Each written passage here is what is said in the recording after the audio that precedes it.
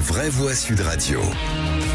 Comme d'habitude, je vais remettre le clocher au milieu du village, un village qui se trouve dans le 5e arrondissement de Paris. Pourquoi le 5e arrondissement de Paris ?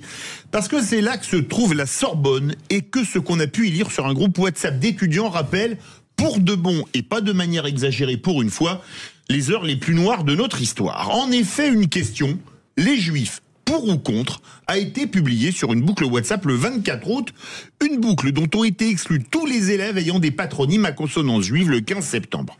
Une exclusion accompagnée d'un message honteux, je cite, « Si d'autres sionistes comme ceux que j'ai déjà retirés sont présents, vous pouvez quitter, on ne veut pas de vous ici », le tout agrémenté, bien évidemment, d'un drapeau palestinien.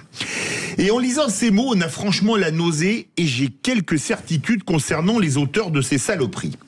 Tout d'abord, on peut parier que ceux qui ont exclu les patronymes juifs de cette boucle sont les mêmes qui hurlent contre le fameux, je mets des guillemets, régime d'apartheid d'Israël, mais qui eux-mêmes n'hésitent pas à pratiquer l'apartheid contre les juifs.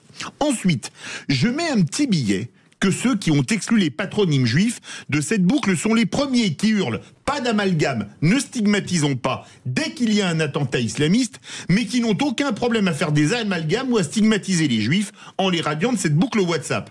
Des étudiants français de confession juive qui pourtant n'ont pas la moindre responsabilité dans la politique menée par Israël, pas plus que l'étudiant français musulman n'est responsable des attentats islamistes. Enfin, on peut être chrétien, bouddhiste ou même musulman et être sioniste, c'est-à-dire défendre le droit à l'existence d'un État juif.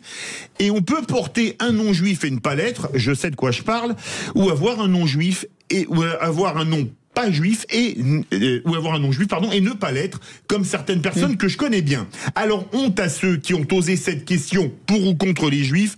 Et maintenant, place à la justice qui, je l'espère, mais j'ai des doutes, saura avoir la main lourde.